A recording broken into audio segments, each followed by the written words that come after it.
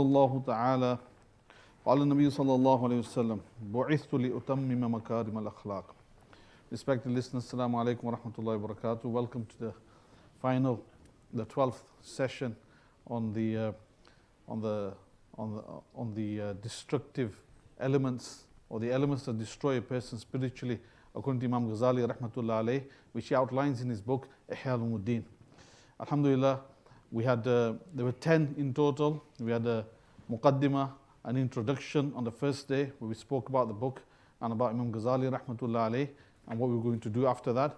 And we went through all of the 10 different spiritual ailments: hasad, bughz, love of world, eating too much, speaking too much, all of these things one after the other: riya, hasad, showing off, ostentation.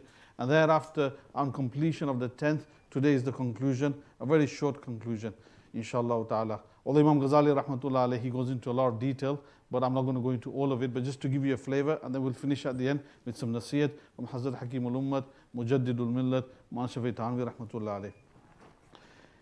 Imam Ghazali rahmatullah alayhi, he says that husnul khuluq, he says, good manners, husnul khuluq. What is good manners? Some people say good manners is, to go meet someone nicely. Other people think good manners is, he speaks very nicely, very soft and gentle. Another person will say good manners is, every time you see the guy, he's got a smile on his face. But what does husn khuluq within the shariat, within ilm akhlaq, within ilm tasawwuf, and the science of the ruh and the spirit actually entail? Husn khuluq means purification from all of the spiritual illnesses. All of the spiritual illnesses, and I know we've listed 10, but Imam Ghazali rahmatullah alayhi, he says that all of the spiritual illnesses return back to 10.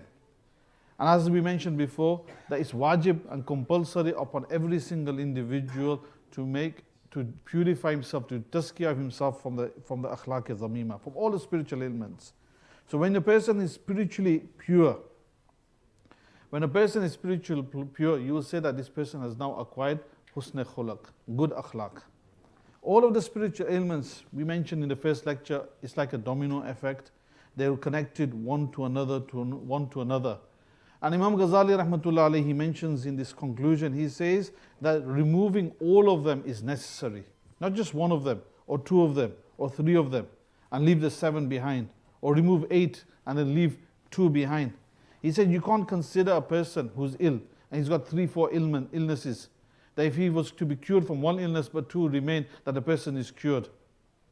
You can't say that the person is cured. Likewise, when it comes to the spiritual illnesses, if a person removes 2 but he's got a few other left, he also needs to remove all of that. Until he removes all of that, you can't consider him to be pure and clean and purified from all the illnesses.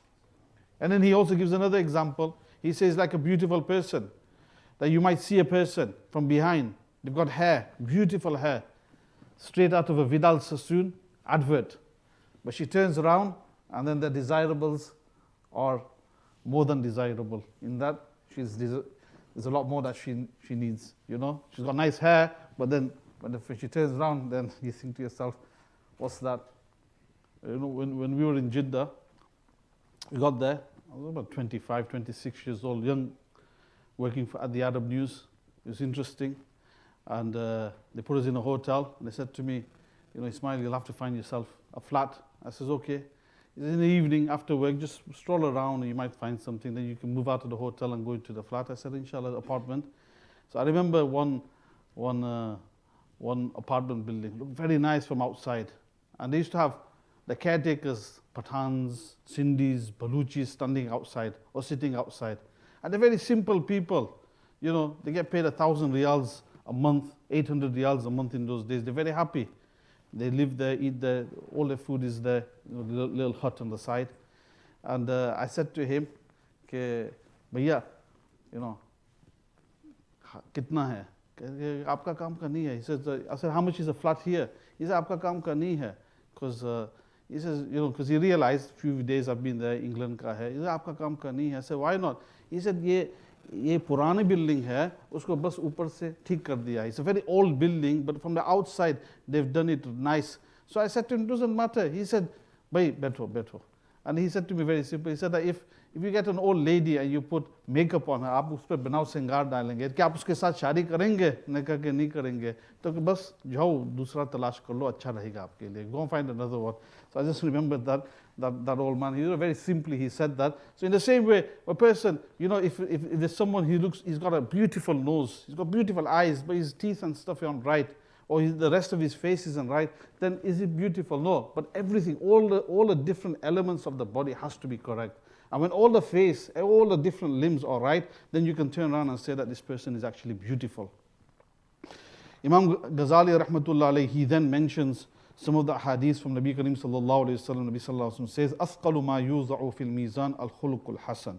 And remember, khuluq hasan means that a person is pure from all the spiritual illnesses. That the most weightiest of thing that shall be placed on the mizan, on the weighing scale on the day of judgment, will be a person's good akhlaq. وقال النبي صلى الله عليه وسلم, Nabi sallallahu alayhi wa sallam said that I was sent بُعِثْتُ لِأُتَمِّمَ مَكَارِمَ الْأَخْلَاقِ. I was sent to complete and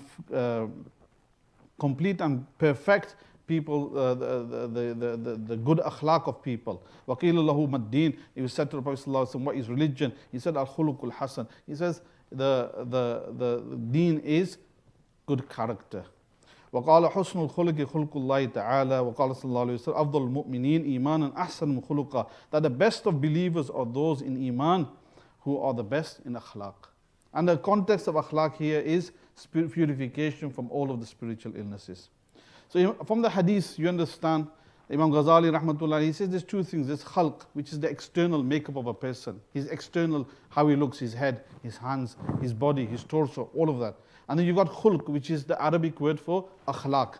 He says khalq, you can understand how beautiful a person is from his eyes, from your eyes. Then you look at the person, everything is in proportion. He hasn't got a pot belly, his hands are right. It might be, everything, all of his limbs are in proportion. His height is correct. This person is beautiful. But how do you understand a person's got akhlaq and good khulq, and he's purified from the inner self? Imam Ghazali rahmatullah alayhi says that this can be seen from a different eye, the eye of the heart, and he calls it basirat. And he says that both, when it comes to a person's outer form and the inner form, both of these can either be good or it can be bad. But the fact is, he says that it's the inner self that matters more than the outer self. That you can be beautiful from the outside, but what really matters is that the person is pure and clean and beautiful from the inside. Imam Ghazali rahmatullah alayhi, then he says that when the internal aspects of a person is right, then this person is on the way to Jannat. And he then categorizes, he brings it all back to 4 elements of character. He said a person's character and usn khalaq, it depends on 4 things, 4 elements. In the same way that the body, you got the arms, you got all these different elements that a person, they judge, when they have the beauty pageants, they judge the contestants depending on a certain criteria. So Imam Ghazali rahmatullah alayhi, again, when he talks about the akhlaq of a person, he brings it back to 4 things. He says quwwatul ilm, quwwatul ghadab, quwwatul shahwat, and quwwatul adl. For a person to be beauty internally, all of these 4 different quwwas, these 4 elements in a person, I'm going to go into what they are explained to you in a very, very brief. All of these 4 elements have to be in balance and equilibrium. Quwwatul ilm. And he says that if a person was to be lacking in any of this, or he's excessive in any of this, then the person might not be right. He might not look very nice. It's like the body. If the arms are too long, very long arms, it doesn't look right. It looks like Incredible Hulk, yeah? Or chimpanzee sometimes, if their arms are too long, yeah? He might be a good boxer, I think, but because he's got good reach. But that's what happens. So Imam Ghazali rahmatullah alayhi says that, and if it's too less, then there's a problem as well. So for example, he mentions one of the elements to be ghadab. And we mentioned inside one of the lectures that ghadab in itself, if it's directed in the right way, yeah, it's not reprehensible, but it has to be balanced and in accordance to Shariat. Anger, it has to be done in a way that's actually useful. But if you're going to just be willy-nilly, blow your top all the time, and then all the ahkam of Shariat are discarded, then this anger isn't what's recommended for anger in the right way, to see a right outcome in the right place is actually recommended. So it has to be balanced, not too much, not too less. It has to be right. Same way when it comes to shahwat, desires for the opposite gender. If it's completely obliterated, how's the ummah going to increase? So it has to be there in the right way. It has to be a balance. So Imam Ghazali rahmatullah alayhi, he then says that now we'll describe what beauty is regarding these four elements. I'm just going to quickly run through that. And the idea is just to give you a flavor of what Imam Ghazali says. Our Kabir rahimahullah ta'ala, Allah sanctify their, enlighten their graves. They alhamdulillah, they've presented the whole purification process in a very soluble way, in a way that you can actually drink it very easily. But just to give you a flavor of what the Mashaykh of previous times said, I'm going to go and explain that. So Imam Ghazali rahmatullah alayhi says that the first element is the quwwatul ilm, knowledge, the beauty of knowledge. What is it that's beautiful of knowledge? When it comes to this faculty inside a person, when it's there, how can a person be considered to be beautiful? He says in his speech, he knows what's true and what's wrong. In his beliefs, he knows what's haqq and batil. And his actions, he knows what is good and what is bad. And when all of these things are there, he's balanced, then Imam Ghazali rahmatullah alayhi says that this person will get hikmah. وَمَنْ يُؤْتَ الْحِكْمَةُ فَقَدْ أُوتِيَ خَيْرًا كَثِيرًا. That a person who is being given wisdom, then is given a great deal of goodness, Imam Ghazali rahmatullah alayhi says. So when a person has knowledge, it has to be in balance. He knows what's right and wrong according to Shariat. He knows what's haqq and batil, what's good and bad, what actions are good, what actions are bad. He's at the right equilibrium. And when he's at the right balance, Allah Ta'ala gives him hikmah. And this is the beauty of knowledge. But if he's lacking in any of this, he doesn't know what's haqq and batil, he doesn't know what's right, then his akhlaq goes down. That's the first stepping stone. Then he says that the quwwatul ghadab, the element of anger and the element of shahwat, right? He brings them together, he clubs them together. He says the balance is, and the beauty inside, the balance for it to be considered to be beautiful is when these elements are used according to Sharia and according to what's wise and hakim, hikmat, what's wise and what's intelligent.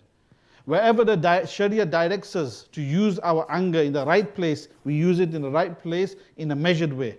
Wherever the Sharia tells us to use our shahwat in the right place, in a measured way, we use it. And when you do it, and when the Sharia tells us to stop, we stop. When it tells us to move forward, we move forward. And when it's in accordance to Shariat, then the beauty of it comes out. Yeah? So like for example, if a person just loses his top all the time, there's a problem there. Yeah? That's not recommended in Shariat.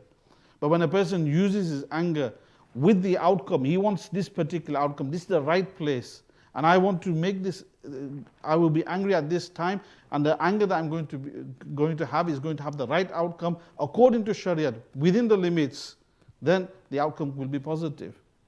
Then he says the fourth one is quwwatul adl, or what they say, insaf, or justice. And he says the balance of adl is when anger and shahwat are under the person's control in a way that is based on religion. It's linked to the one before. Imam Ghazali says that when the mind, aqal, the intelligence of the person, is the ruler, and the adl, the justice is his foot soldier, then he follows the rule and the command. He follows what is being told, and when he does this, then the balance comes in. So Imam Ghazali, I'm not going to go into too much detail because it's a bit complicated there. But when Imam Ghazali rahmatullah alayhi says that when a person is in balance of all of these four things, then he is considered to have husn akhlaq. He then mentions that, ghadab, anger. He says when it's balanced in the right way on the battlefield, then the person is considered to be brave. But if it's excessive, then he's considered to be reckless. And if it's too less, then he's considered to be a coward. Likewise, when it comes to the shahwat itself, when it's balanced, a person is considered to be chaste or chaste. And he has iffat inside him. He's liked by Allah Almighty. And likewise, if a person has when it comes to his shahwat is balanced, then he's going to be generous. He's going to have haya inside himself. He's going to be patient. He's going to have qinaat. He's going to be muttaqi. He's going to have the fear of Allah Almighty. But if he doesn't have these things and he follows his desires, he eats and he wants to earn and he wants to trick people in gaining things, then he becomes greedy. And then hirs comes into him. And then lalchi comes into him. He wants everything all the time. And he disgraces himself in front of other people. He runs to people talking about this and that. So this is when the shahwat itself is not under control. He then says that when it comes to the quwwatul adl, or the insaf, when it's balanced, then he plans things well. He's intelligent. His opinion is correct. He does things in a measured way. But if it becomes too much, if he's too intelligent, and then it's not correct according to Shariat, then he becomes deceitful. He becomes a fraudulent individual. He plays games with people. And if he doesn't have it, he doesn't have enough of it, and he has very little intelligence, then the guy becomes foolish. And he becomes foolish, and then he's fooled by other people. So Imam Gazali rahmatullah alayhi, he says that all of these elements need to be balanced, and then a person will consider to be of good akhlaq. So then how do you purify yourself? So Imam Ghazali rahmatullah alayhi, he says, how do you purify yourself? So we went through all of the 10 traits, and we explained the ilaj for all of them. So you practice all of that. And he says that you have to do this through mujahada and riyada, and you self-sacrifice, going against the nafs. If a person identifies a trait inside them, then he needs to force himself to correct himself. For example, if he's stingy, which is a negative trait, then he has to force himself to spend. And then he keeps spending. And then when he gets the habit of spending, then slowly, this illness goes away. And he says that the benchmark of husn khulaq itself is the life of the Prophet ﷺ. That's the benchmark. That's the highest point. Everyone should aspire towards that. Then he says that sometimes it happens that some people think they don't have any negative traits, or it's difficult to identify those negative traits. Sometimes a person might carry out a certain action, but then some of these illnesses creep into them very secretly. So how do you correct that? He says you have to find someone that's sincere. So you have to find someone who's sincere, who's going to show you the right way. You have to find someone who's going to teach you, maybe a sheikh who's going to do your islah.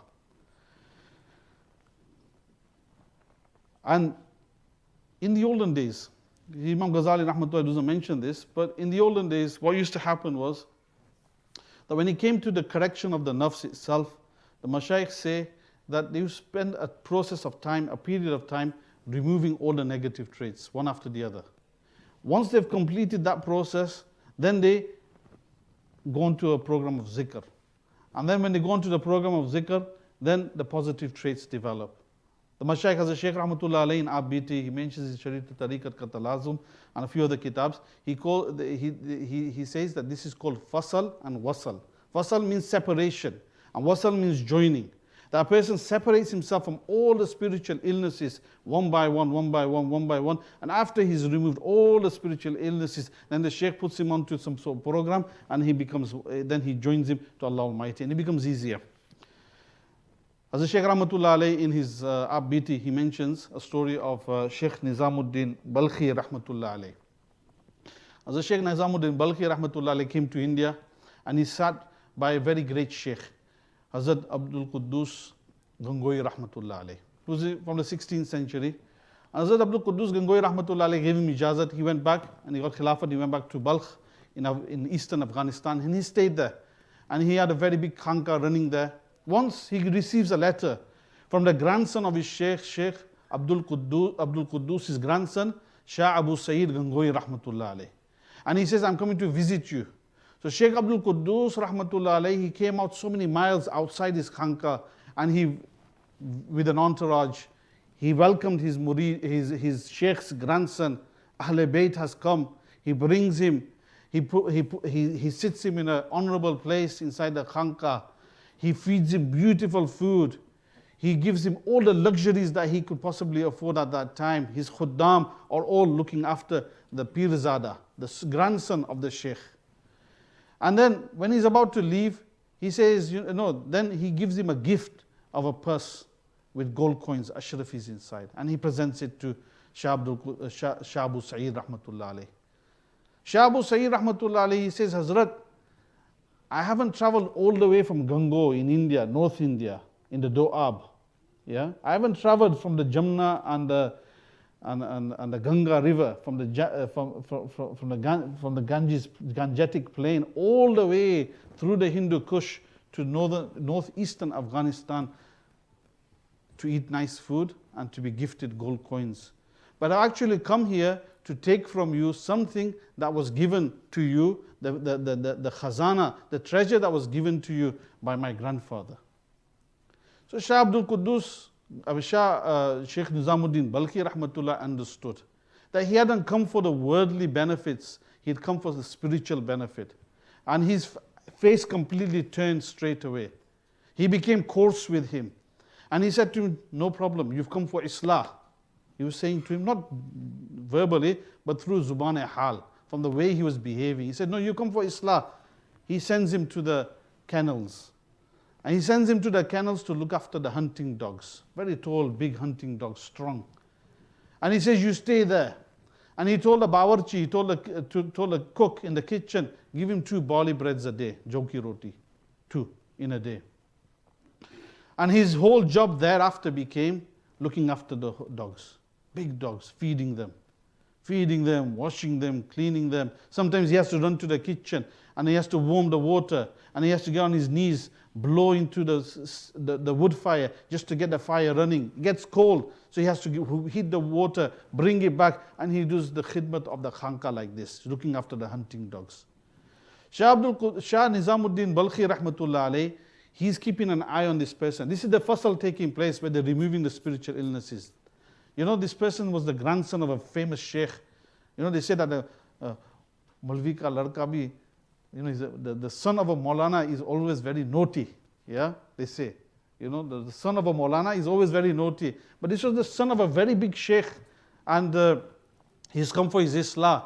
Sahib Zadgi ki boo. That's what they used to say, that the smell of being the son of a famous alim is inside this person. So he's making him do mujahada. Hazrat Shah Nizamuddin Balkhi rahmatullah alayh, one day he says to the Bangan, he says to the lady who's collecting the, what do you call it, the dung, yeah? The dung of the animals. In Gujarati we call it charn. We call it charn. So she's collecting the charn. He says to her that when you collect the charn, just carry the basket in a way that a little bit of the dirt goes onto Shah Abu Sayyid Gangohi rahmatullah. Let's see how he responds. So she walks with a basket full of dung on her head, like they do in the olden days or in India, etc. And a bit of, she tips it a little bit, and a bit of the dirt falls on him. He gets up. He's very angry. He's in the kennel area where the dogs are, and he's angry. And he says, you know, if you were in Gango, I would show you exactly what I would do. And it's like us going to Deepdale or Frenchwood, say, you know, come down to Frenchwood, I'll show you what I would do. He says, if you were in Gango, I will show you exactly what I would do. And he was extremely angry. And he said a lot of things to her. She went back to Shah Nizamuddin Balkhi rahmatullah, told him, this is what happened. Shah Nizamuddin said, oh, wait a little while. He needs to work a little bit harder. After some months, he's carrying on doing this khidmat.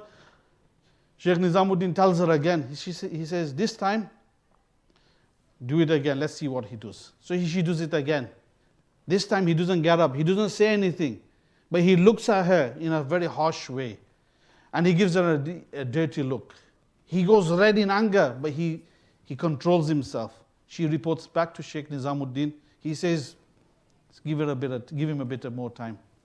Thereafter, on the 3rd occasion, some months passed by. He says, this time, throw the entire basket on him. Let's see what he does. And she went and did it. Shah Abu Sa'id Gangohi rahmatullah alayh stands up and he apologizes. He starts gathering the dung inside the basket. And then he consoles her and says, oh, you tripped up because of me, I'm really sorry, etc. And he's extremely humble. What the Sheikh wanted to do in terms of ruggeding him, you know, in putting him through his paces, it happened. Shah Abu Sayyid, Sheikh Nizamuddin Balkhi says, ab kaam ho gaya, now the time has come. And then he says he does i'lan inside the khanqa that now we'll go hunting with the hunting dogs, big hunting dogs. And by that time, Shah Abu Sa'id Gangohi rahmatullah became extremely thin. You know, he's doing mujahada there. 2 jauki roti. You know, we have breakfast, 11's is lunch, tea, supper, and bedtime snack. But you know, he's only eating 2 rotis in the day. He's become extremely thin, and these dogs extremely strong. Sheikh Nizamuddin Balkhi on a horse, yeah, with his entourage. They travel. They see the prey in the distance. Shah Abu Sayyid Gangohi has tied the dogs to his waist. they go running, flying. And as they run, they take him with him. And he's being dragged for God knows how long. And he's got thorns inside him, he's injured, he's bleeding. That night, and they return back to the Khanqa and they look after him. Sheikh Nizamuddin Balki rahmatullah alayhi, he sees a dream. He sees his Sheikh. Shah Abu Sa'id Quddus rahmatullah alayhi, Abdul Quddus Gangohi rahmatullah alayhi, Sheikh Shah Abu Sa'id's grandfather. He says to him, Sheikh Nizamuddin, I didn't put you through so much sacrifice and qurbani. I didn't put you through so much riyadat and mujahada as you put my son through. Why did you do this? In the next morning, Sheikh Nizamuddin Balki rahmatullah alayhi, he says that the job has been achieved. And he gives him khilafat and he returns back to India. From that silsila, that's 12 years, he says. Hazrat Shaykh doesn't mention this, but in another book I read, that he spent 12 years in Balkh like this, until he received ijazat and khilafat, then he returned back. And he says about Sheikh Abu Sa'id Gangohi rahmatullah alayh, that it was from his progeny, his silsila. Later on, that you had Haji Imdadullah Muhajir Makki rahmatullah alayh, the ulama mashayikh of Deoban, Hazrat Gangohi rahmatullah alayh, our own Hazrat Sheikh rahmatullah alayh, and the khidmat that we see and the deen that we see and the barakat that we see is through this sacrifice and this type of qurban. This was the way of the mashayikh. So the point is that, fasal and wasal used to be the way of the mashayikh of before. However, our mashayikh have made it easier. And I'm going to get to that point in a few seconds, just to say something. Don't be misled by the nafs. Imam Ghazali rahmatullah alayhi says, don't be misled by the nafs thinking that Allah is forgiving, that He will forgive. We'll go to Jannah. Imam Ghazali asks, is there one Khuda, is there one Allah for dunya and another for akhirat? Why is it when it comes to the akhirat, we leave, Allah will forgive and Allah will make way for us. But when it comes to the dunya, we don't leave to Allah Almighty, but we will be up in the morning. We'll be going to work. We'll make sure we put the time and effort in to get the qualification. We make the time and effort to get the CV right and to put the application in, and we do everything correctly. We'll put the extra effort in when it comes to dunya, but when it comes to the akhirat, we don't do that. Then Imam Ghazali rahmatullah alayhi says that is there one khuda for dunya and another khuda for deen? And then after that, he goes into a lengthy discussion. But just to summarize, to bring it back to what our Akabir, rahimahullah ta'ala, did, Hazrat Tanvi rahmatullah alayhi says that when it comes to purifying the nafs, when it comes to abstaining from sin, when it comes to disciplining the soul, he gives you 5 points. 5 simple, very points. He says, learn deen how much you need. Learn deen how much you need. Why? Because without deen, you cannot fathom what is preferable and liked by Allah Almighty and what's disliked. And you could add to that ta'lim. Ta'lim at home, ta'lim in the masjid. Sit to it.